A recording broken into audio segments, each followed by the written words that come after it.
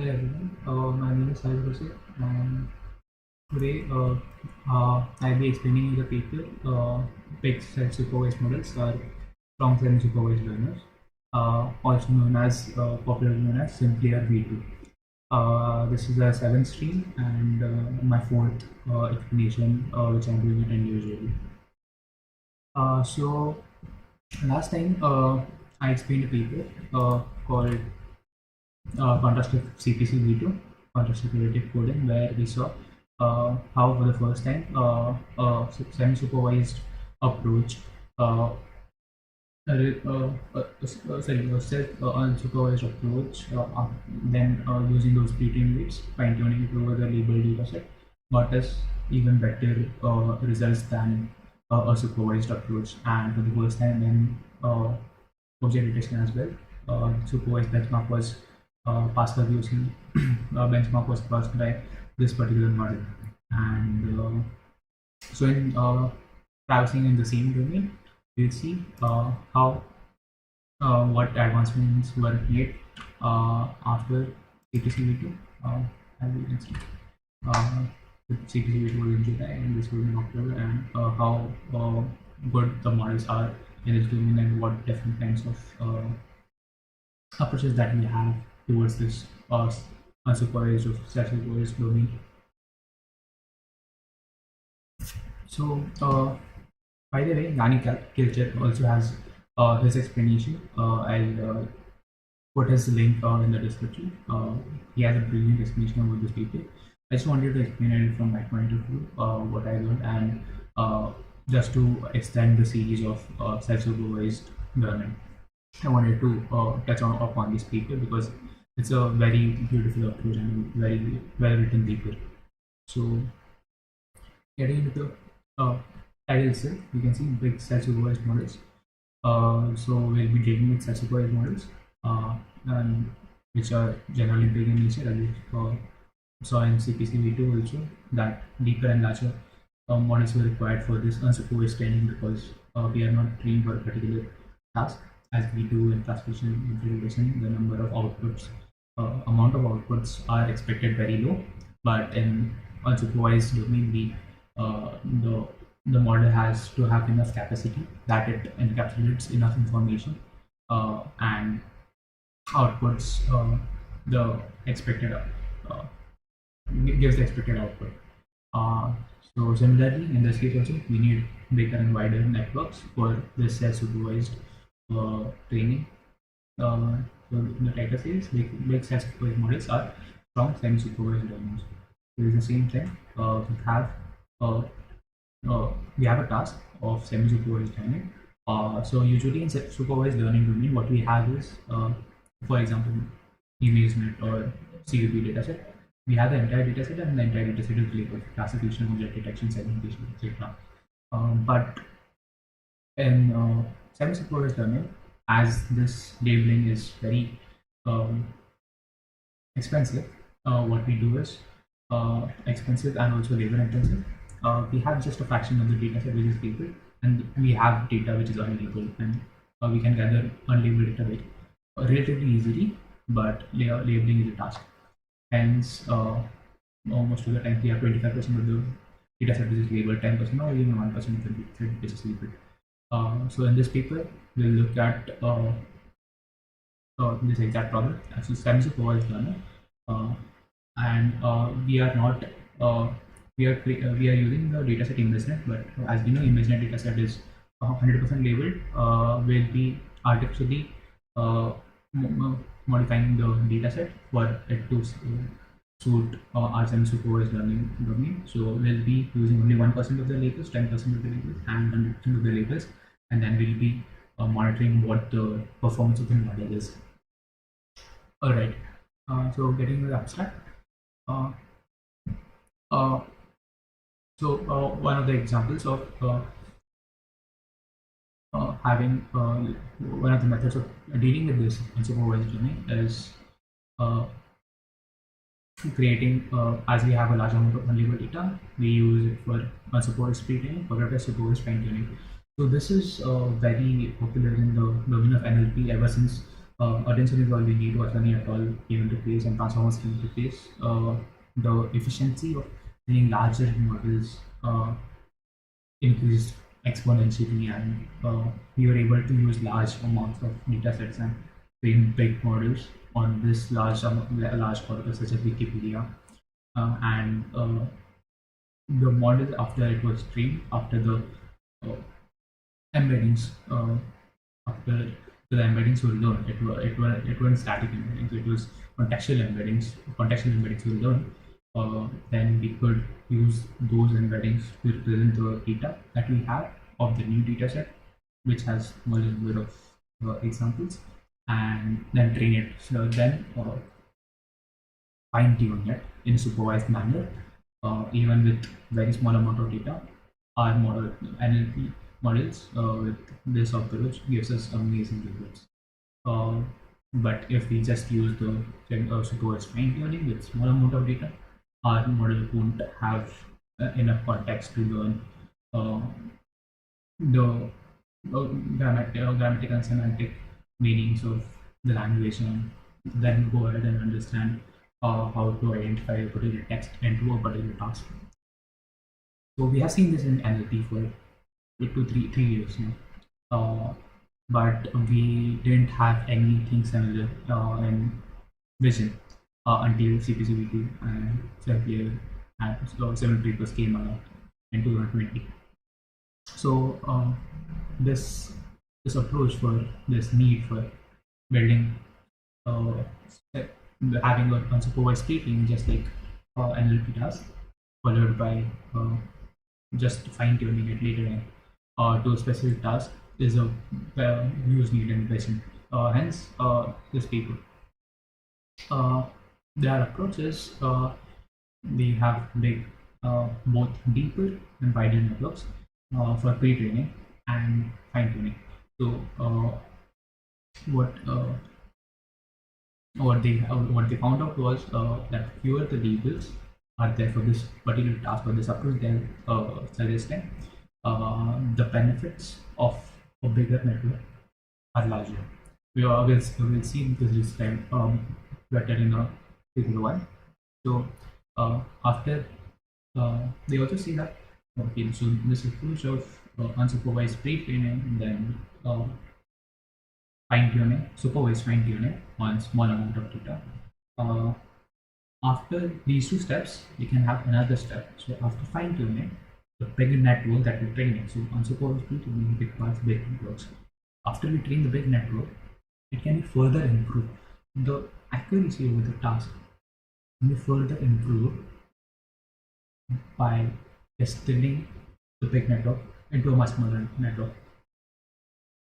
It could lead, if you reduce the number of parameters dramatically, it will lose a little accuracy. But even if you there's a concept of self-distillation, in which the network, this distillation process, the size of the network does not change. So the method that they are suggesting for distillation, if you have same number of parameters and you do this distillation on after fine tuning, you will see improvement in your accuracy over the supervised style that you want to achieve. So this the paper is proposing a learning semi-supervised learning algorithm in 3 steps: unsupervised pre-training, supervised fine-tuning, and distillation with unlabeled examples. So this is very important. Distillation that is performed in step 3 with unlabeled examples. It refines and transfers this task-agnostic knowledge. So we'll see what the details are. This procedure achieves at almost 78% on ImageNet top 1 accuracy with just 1% of the labels, which is huge. As compared to CPCV2, this is the table how big of an impact it is from all the previous SOT architectures. So just to give you an estimate, we have 1000 classes in ImageNet, and having 1% of the labels is around 13 or less than 13 label images per class. So having just 13 examples for 1000 classes and still getting 74% accuracy, top 1%. So first prediction, how accurately you're predicting the first time, the best prediction that we have, they are getting 74% and that over 1,000 classes. So that's pretty amazing. And that is achieved just by using a ResNet 50. And they get a 10x improvement in label efficiency over the previous state of the art. So whatever state of the art we had before needed 10% of the labels to produce a similar accuracy. And 10% labels, 2015, 50 achieved 76 or 77.5%, top 1% accuracy. Okay, so going to yeah.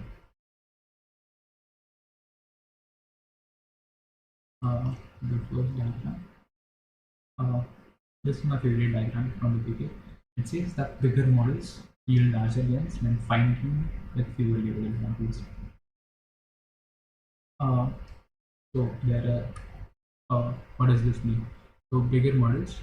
So on x-axis you can see number of parameters in millions. So as you go right, the number of examples are increasing. Number of parameters are increasing. And as you go up on the y-axis, it's relative improvement percentage ImageNet top 1% accuracy. So what is the relative improvement? As like you do change nothing about the training process, you just increase the number of parameters in the model, and what is the relative improvement in relative percentage improvement in accuracy of 1% accuracy.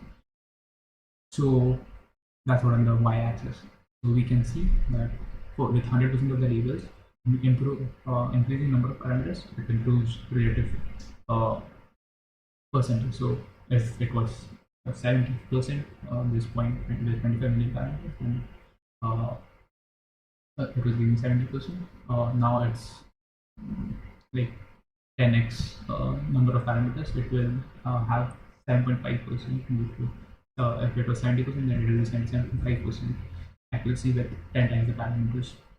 Same thing with 10% of the labels and 1% of the labels. So this means that these gains along the y-axis are increasing as you reduce the fraction of the data set which is labeled. So from 100%, 10%, 1%, as you go lower on the label percentage, the higher the relative increments are. So for 10%, the accuracy would be lower to begin with. It would be 60% instead of 70% or 100% of the labels. But the relative improvement that you get with just increasing the model size, that increases with lesser data.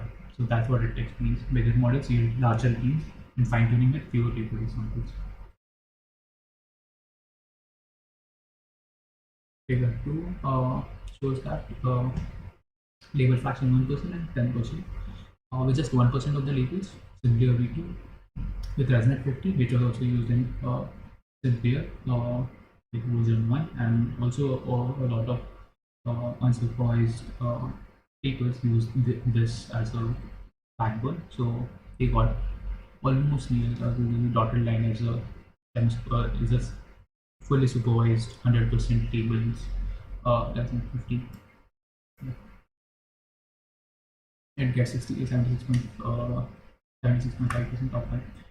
So with ResNet 50, we get close to the benchmark. With larger ResNet, we get equal results as 100% of the labels, supervised training 100% of the labels. But with 10% of the labels, we SimCLRv2 outperforms this fully supervised benchmark with both ResNet 50 and larger ResNet. Okay. So yeah, these two figures give us a very good understanding of the paper is about and how impressive the results are.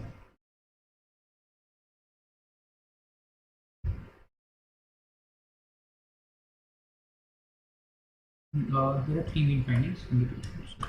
The three main findings in the paper. First is with fewer labels, it is possible. The figure one itself. that with fewer labels, it is the more it is possible to benefit from a bigger model. Uh, this is counterintuitive when you think about it, because less labels that you have, less amount of data you have to find tune. Hence, larger models are more inclined to overfit. So this is very counterintuitive, and this is very impressive. This is the way I would see it. Bigger accessible are more label efficient, performing significantly better when fine-tuned only a few label examples, even though they have more capacity to potentially overfit. Second observation was the extra capacity that we are giving to these big models, like unsupervised uh, pre-training, that might not be necessary when we fine-tune it over a specific target task. So the step 3 comes into picture, and the predictive performance of the model is improved when transferred to a smaller network. So the distillation process, we find out that the number of fragments that were required for unsupervised learning after they use after the unsupervised pre-training, when they fine-tune over smaller label data set, the entire capacity might not be required for the particular task. So after the distillation process, the teacher model is the model which is unsupervised pre-trained and then fine-tuned, and the student model is the model that we get after distillation. We transfer knowledge from teacher model to the student model, and the student model has just requires enough information from the teacher model, so such that it performs well on the fine-tuned task that we require. It doesn't need all the information that also the teacher model has about the unsupervised learnings or pre-training, but it requires just enough information that it performs and also outperforms the teaching model in the fine-tuned task that we are looking forward to. So we get better performance. Also, we could possibly receive it with lesser number of parameters, as we don't require the extra capacity. Moving on, the third observation of this paper is the importance of nonlinear transformations. So let's see, yeah, there is. They mentioned this is the first step, this is the second step, this is the third step, and in first step, after their big unsupervised pre-training model or task-agnostic training, so that would be ResNet 50 or larger ResNet 50 that they have mentioned.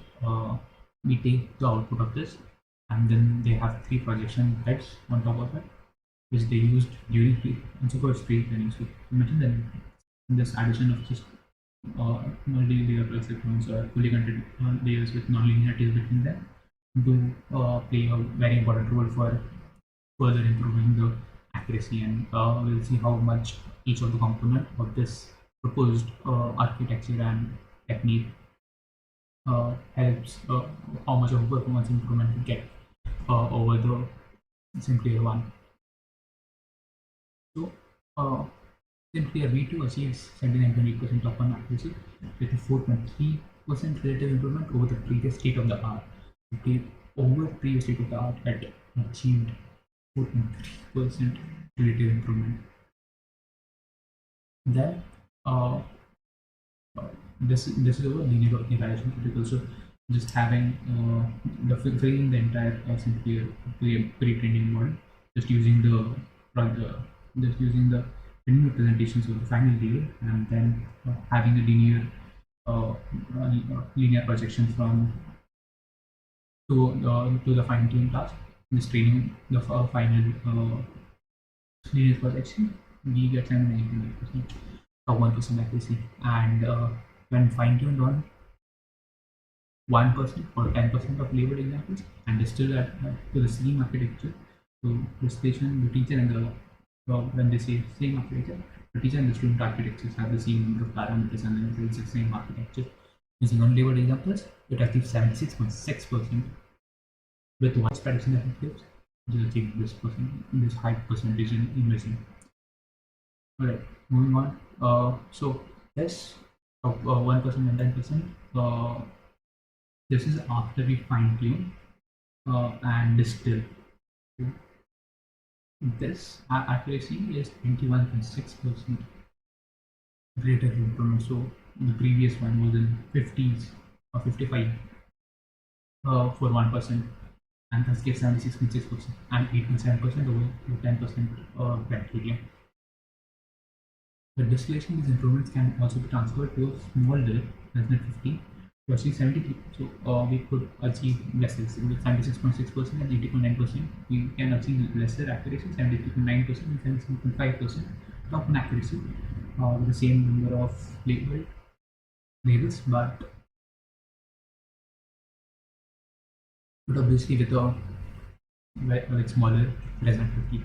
So it could be used for deployment, or it is used for a task where they have memory issues and constraints.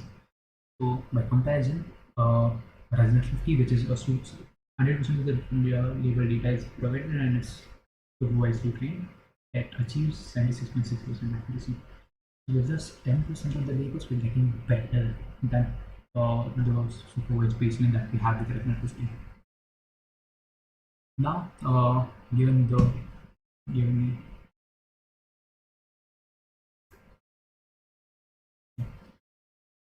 that we saw at the people is once you like what is the result there, what the results are there, and what are the findings, the key findings.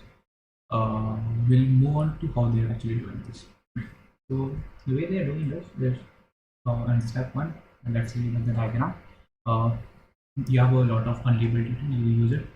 The assumption is that the unlabeled data and the small fraction of labeled data, it lie in the same distribution domain. So you have a huge amount of unlabeled data. You use it for pre-training or the task-agnostic. Task-agnostic is it's not specific to the labeled data set. And to train this, you have to additional layers, and then have this unsupervised pre-training. Then you take hidden representations from another projection fence, you pass it for, you use it for supervised fine-tune. So you fine-tune the net over the small fraction of data that has labels. After this supervised fine-tuning, even this itself, it gives better than esoteric results. But they go ahead and do this third step, which is distillation. Self-learning and distillation task predictions. So you have a task-specific segment after it's been fine-tuned, and you create, you use this pre-trained and fine-tuned task-specific statement and transfer it to a student model. We'll see how that process is using unlabeled data. So after it has been fine-tuned, you again use unlabeled data to distill, to transfer the knowledge from the region to the student model.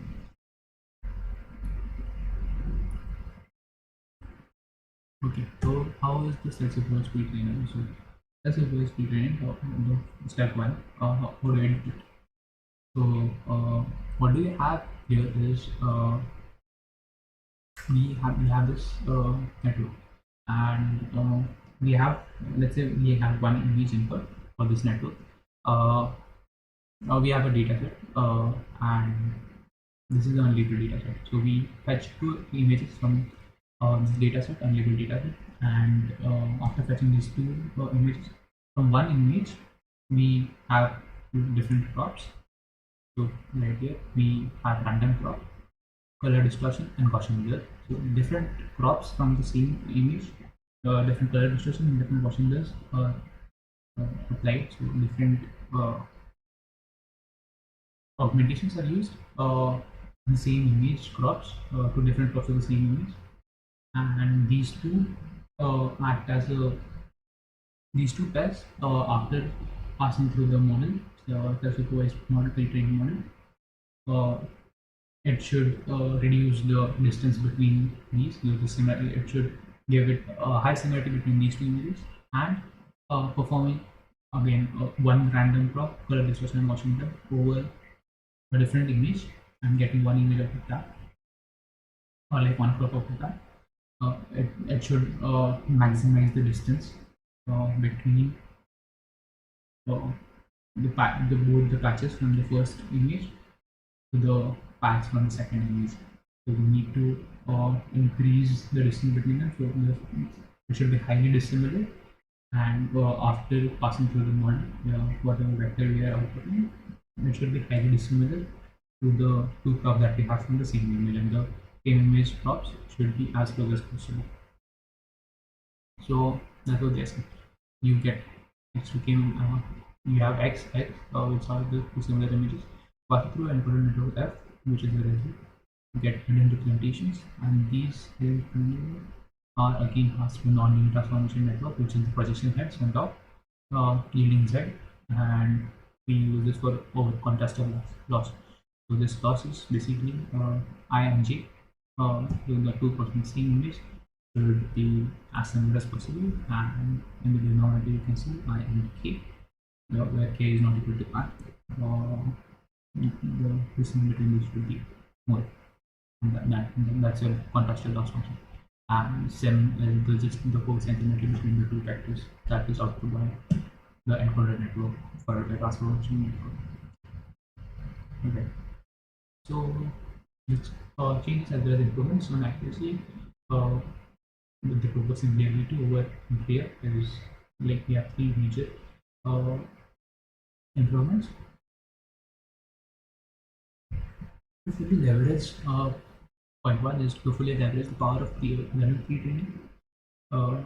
They explore larger resonant models as it was it is it has been seen beneficial in even C2 and in SimCLR, the largest model was the ResNet 54x, but SimCLRv2 trains model is a deeper, less model. The largest model that we train is 152 layer ResNet with 3 times wider chance and selective kernels. Channel-wise attention mechanism is also used for improving parameter efficiency. Just by scaling up without any other change in training, just by scaling up the model from ResNet 50 to ResNet 152, 3x wider with selective kernels, they have obtained 29% relative improvement in top 1 accuracy and fine-tuned on 1% of labels. So they improve just like almost 30% on 1% of the labels. What ResNet 50 was achieving by just scaling it up to ResNet 152 3x plus scale. This was the first improvement, major improvement over SimCLR. And was they increased the capacity of non-linear network. So the projection heads, they increase the capacity as compared to SimCLR, and they used to throw away the non-linear network entirely after the pre-training, but they analyzed and found out that actually using the projection layers hidden outputs for the fine tuning is gives us an improvement in performance. So middle layer is used, and after using the hidden representations of this middle layer, we get a drastic 14% relative improvement in top 1% accuracy and fine tuning 1% of labor days notice. So just by using hidden states from the middle layer instead of completely coming away with the projection layers, we achieve 14% relative improvement. And motivated by Moko, Moko was a paper which is actually the first one to reach passive POC fees, and also by a small margin outperform the supervised benchmark. Moko was the first paper to do that. After the CPC V2 came in, and the change was the accuracy improvement was drastic. So Moko was the first one to do that. So by using a concept, the memory mechanism from Moko, we are able to further push the accuracy by 1% for linear evaluation. When fine tuning, again seeing 1% the labels are there. Now fine tuning. So this was pre-training, and what are the 3 things that we observed? Now in fine tuning. Fine tuning, as I mentioned, they use a middle layer and MLP manipulation head was discarded first, but now they use a hidden from the middle layer. And we'll see the abbreviation studies for doing this and how much of a difference it makes. So now the third step, which is self-training or knowledge distillation by unlabeled examples.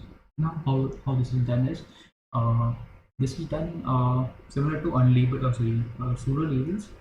So after we have our teacher model, which is pre-trained, unsupervised, and then fine-tuned, we have a teacher model which is ready.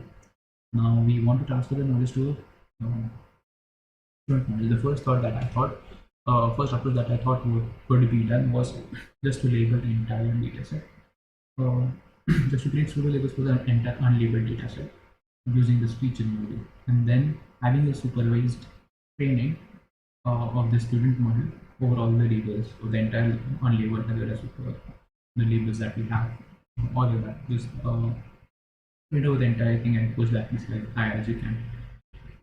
So that was my first idea when I thought about distillation. They are using a similar idea, but a little different. So when we are generating pseudo labels, we are just picking the highest probability, the class with the highest probability of a teacher model. But the probability distribution of softmax that it outputs, the teacher model outputs, could uh, could contain more. Like after they are rendered, they do contain more information. So if there's a picture and the model is confused between two classes or three classes, and the distribution is not peaking towards just one class or content or one class, it's confused between few classes, and the entire distribution denotes which class is more probable, which class is less probable. All of this information which is learned by the teaching model, it is useful for the student model also. So instead of just picking the top prediction by generating pseudo labels and then supervised training, what we do is we take an image, we pass it to teacher model, student model, whatever output, whatever distribution, software distribution that we get, we try to match those. And by doing that, we have this self-training or knowledge distribution by unlabeled examples. So after passing through unlabeled, after fine-tuning, the teacher model will output a distribution of what, like after passing the unlabeled image, it will draw a distribution of what class it thinks it belongs to, and that will be distilled over to the student model. And there's a scalar temperature.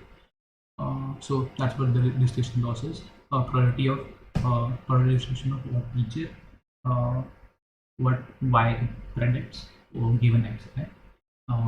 And instead of a label y hat we usually have here, we have the entire probability distribution of the teacher model, log probability distribution of student model of what y thinks, right? That's your loss, distillation loss. So,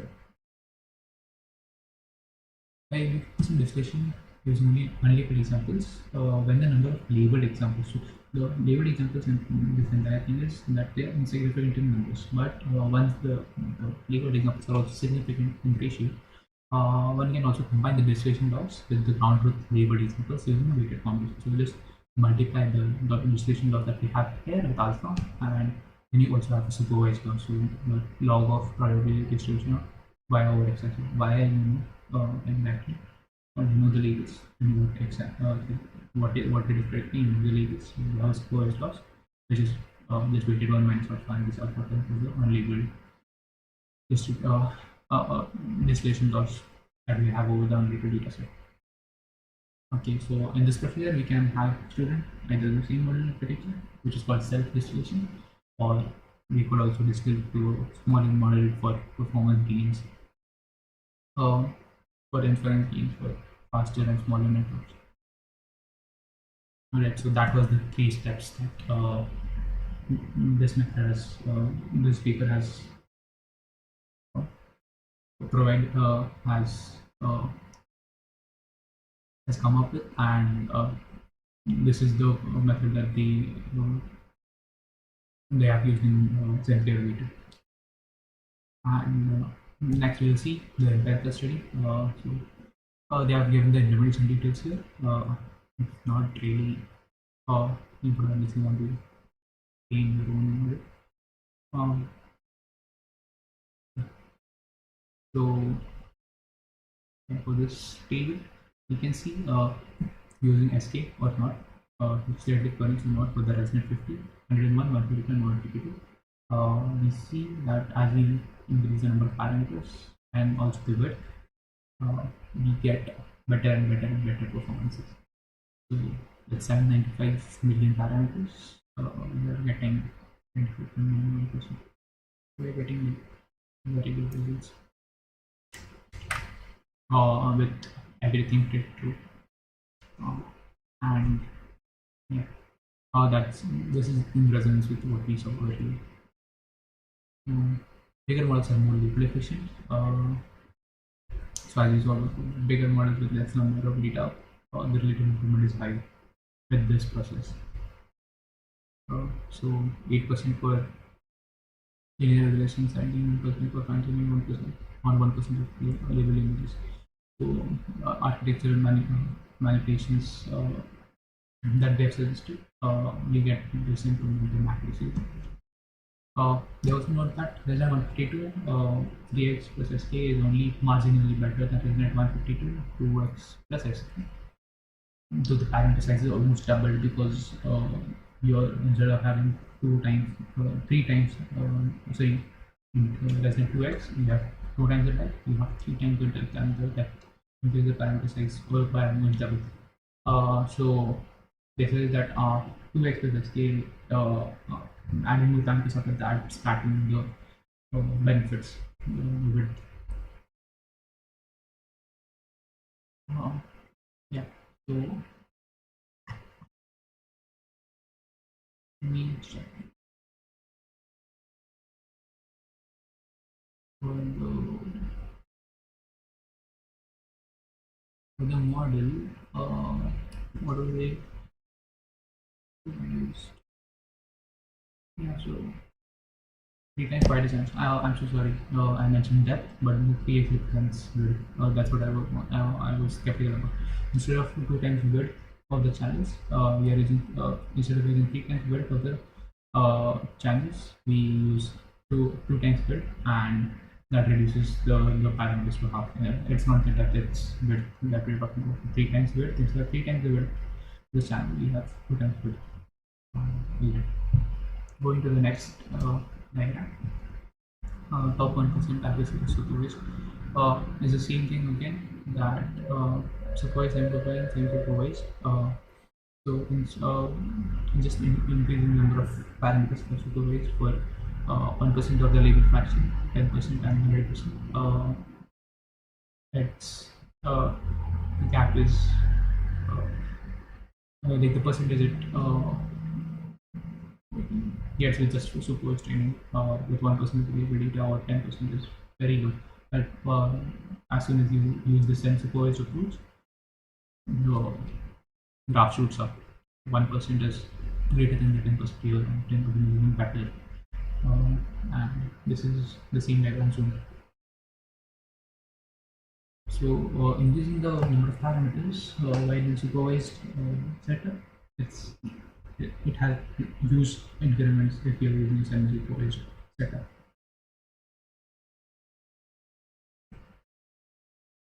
They also do a study with deeper processing heads. They improve the recommendation line.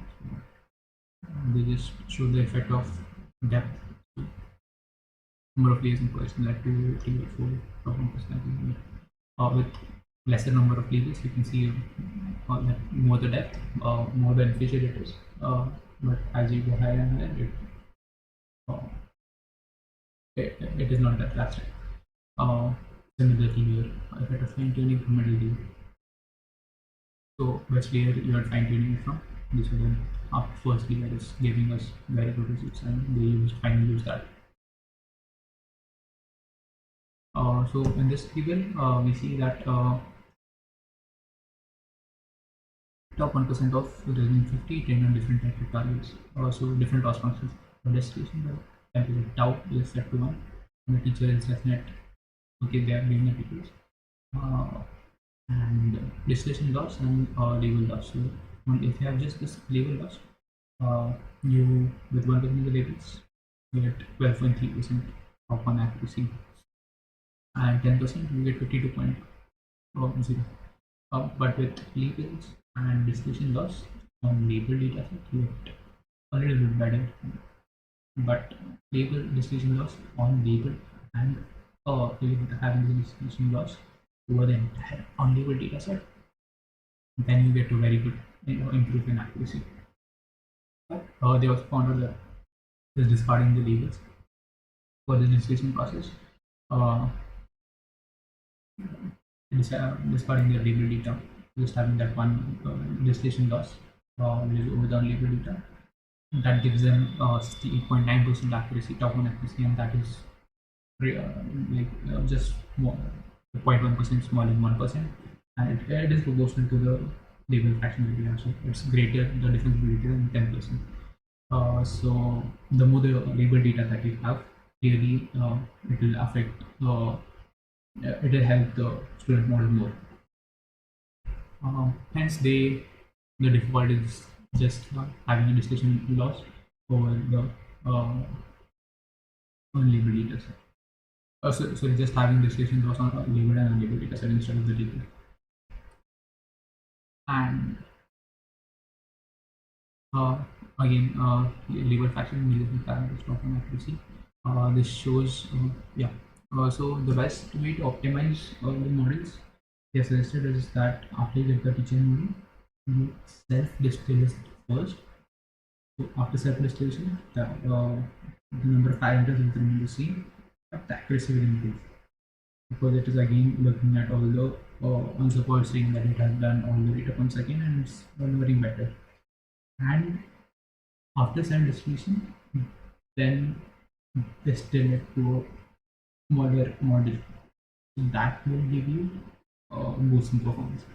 It will give you the maximum boost in performance with smaller number of parameters, with having greater accuracy. And this in the black represents supervised all labels. SimCLRv2 green distilled, just distillation. Self-distilled is the next one, fine-tune is the next. So after fine-tuning it, we get the blue line. After we self-distill it, improves, goes up a notch. After distillation, to a smaller model, it improves even higher, because number of parameters ready, and number of parameters ready is able to perform even better with lesser number of parameters. And just to avoid all labels, you get better accuracy. In the final table, we see their analysis on different methods on ImageNet accuracy, train under semi-supervised setting. So as you can see, CPC that we saw in the one of our streams, CPC was able to get 52.7% top one accuracy on 1%, and top one again it was 93.1%. We won't be talking like we got impressive results with top 5 for CPC, and we were focusing on that, but top one was clearly lesser. So it's 52.7 and 72.1. Whereas in SimCLRv2 self-distillation, you get 76.6%. Even higher, like 10x improvement over CPC, like label fraction 10% gives 73.1, 10 times better. With just 1% of the labels, it's getting 3.5% more accuracy, and over 7% improvement, 78% improvement over 10% of the labels from top 1%. And obviously, it goes in the 90% for top 5% accuracy, 90%, so it's getting amazing results for all the previous baseline that we had.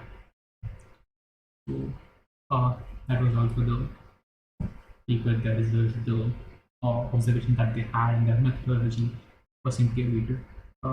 That was all of it. And discussions, they discuss on the same consider that bigger models, even though intuitively they feel that they would overfit very easily, but they don't. And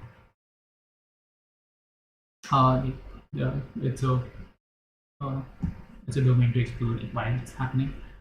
The main intuition behind it is that with a certain number of data, you have very you need to capture the entire essence of the data. So more parameters, more capacity will allow you to capture the essence and capture the patterns and keep it stored in your network, so that further when you're fine tuning, it doesn't have a compressed version of the information. It has the entire information that it needs, and then you can abstract it and change the weights according to performing on battery and the placement of impact. Alright, so that was all for today's stream, and that was SimCLRv2 explain. Thank you everyone, and hope you guys to see you in the next one.